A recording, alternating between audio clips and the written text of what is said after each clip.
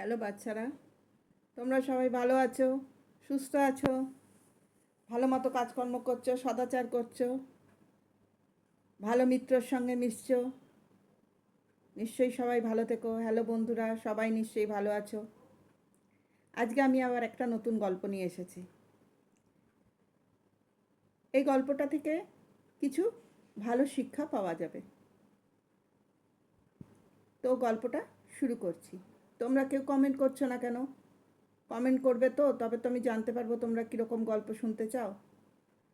তোমরা বলেছো আরও গল্প বলো, আমি তো গল্প বলছি, কিন্তু কি গল্প শুনতে চাও সেগুলোও কিছু কিছু কমেন্ট করো। সবাই গল্পগুলো দেখো, না হলে কি করে তোমরা কমেন্ট না করলে আমি কি করে বুঝবো? যাই হোক, আমি গল্প শুরু করছি। একবার অনেক বছর আগে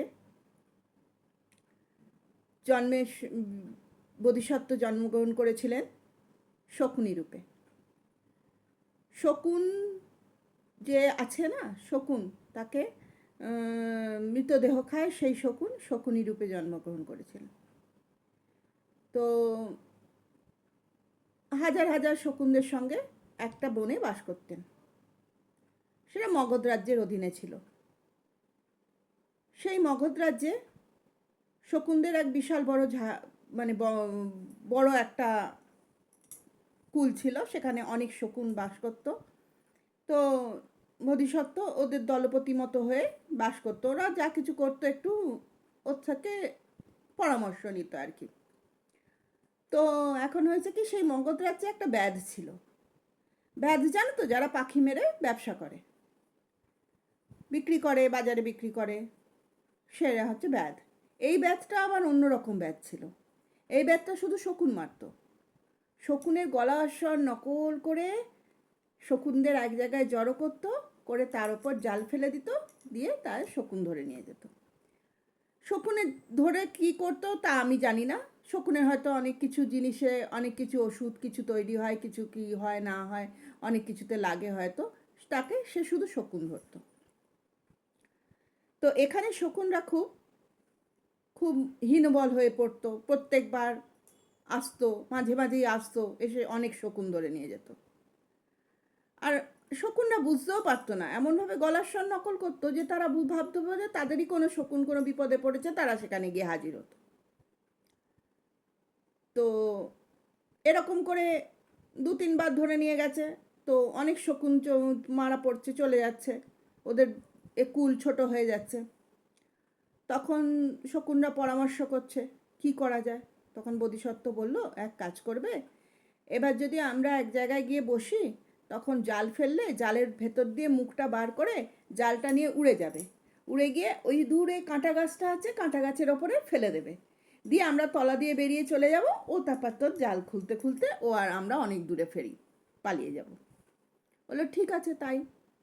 এবারে একদিন সেই ব্যাধ এলো, এসে শকুনের ডাক নকল করে শকুনগুলোকে একসাথে জড়ো করলো। সেদিন বোধিসত্ত্ব তার মধ্যে এসে পড়েছিল, জাল ফেললো। তখন শকুনরা কি করলো, বোধিসত্ত্ব বলল তাহলে তোমরা আমার কথা মতো শুরু করে দাও। ওরা মুখ বার করে নিল, নিয়ে জালটা নিয়ে উড়ে গেল, নিয়ে কাঁটা গাছের ওপর ফেলে দিল, দিয়ে যে যার তলা দিয়ে বেরিয়ে উড়ে চলে গেল। আর ব্যাধ এসে তার জাল কাঁটা থেকে ছাড়াতে ছাড়াতে ছাড়াতে সূর্যাস্ত হয়ে গেল। সে আর কখন কি করবে, বাড়ি ফিরে গেল খালি হাতে। এরম করে 2-3 বার ব্যাধ এদের হাত থেকে শকুন পালিয়ে যাচ্ছে। ব্যাধ বাড়ি ফিরে যায় খালি হাতে। এবার ব্যাধের বউ একজন বলল কি, তুমি প্রতিদিন খালি হাতে এরকম ফিরে আসো, শকুন নিয়ে আসছো না কেন? তা এরমভাবে কি করে চলে? তখন ব্যাধ বলল, ওরা এরম করে আমি জাল ফেলি, ওরা উড়ে যায়, নিয়ে কাঁটা গাছে জালটা ফেলে দেয় আর নিজেরা উড়ে চলে যায়। আমার কাঁটা গাছ থেকে জাল খুলতে খুলতে খুলতে খুলতে অনেক সময় লেগে যায়, আর আমার তখন কিছু করার থাকে না। তবে নিশ্চিন্ত থাকো, শকুনরা তো খুব কলহপ্রিয়, তাই জন্য মানে কলহপ্রিয় মানে ঝগড়াঝাটি বিবাদ এই সমস্ত বেশি করে। তো ওরা একদিন আলাদা হয়েই যাবে, তখন আমি ওদের ঠিক ধরে নেব। সেই মতো অনেক দিন পর একদিন হঠাৎ একটা শকুন উড়ে এসে একটা শকুনের মাথার ওপর বসে পড়লো। বসে সঙ্গে সঙ্গে নেমে গেল, ভুল করে ডাল না বুঝে মাথার ওপর বসে পড়েছিল। যার মাথার উপর বসেছিল সেই শকুনটা তাকে অসম্ভবভাবে বকাবকি করতে শুরু করলো। তুমি আমার মাথার উপর কেন বসলে?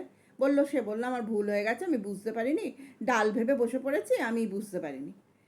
না তোমরা কি সবাই নিজেরাই জাল নিয়ে উড়ে যাও? তোমারই কি ক্ষমতা আছে জাল নিয়ে উড়ে যাওয়ার? আমার কি ক্ষমতা নেই জাল নিয়ে উড়ে যাওয়ার? এরকমভাবে কলহ করতে শুরু করলো। মানে বিশাল একটা ঝগড়াঝাটি সৃষ্টি হয়ে গেল। তখন বোধিসত্ত্ব ভাবলো যে না, এদের সঙ্গে আর থাকা যাবে না, এদের সঙ্গে থাকলে ব্যাধের হাতে ধরা পড়ে যাবে। তাই জন্য সে কী করলো, সেই জন্য সে কী করলো, তার পরিবারকে নিয়ে, তার বাচ্চা বউকে নিয়ে সে অন্য জায়গায় উড়ে চলে গেল। এরপরে একদিন ব্যাধ এলো, সেই শকুনের নকল করে ডাকলো, শকুনরা এসে জমায়েত হলো, সে জাল ফেলে দিল। এবার জাল ফেলে দিয়েছে, কেউ আর ওড়ে না। এ বলে তুই ওর, ও বলে তুই ওর। তোর নাকি অনেক শক্তি, তুই জাল নিয়ে উড়ে যাস। তুই বলে ও তোর নাকি অনেক শক্তি, তুই জাল নিয়ে উড়ে যা।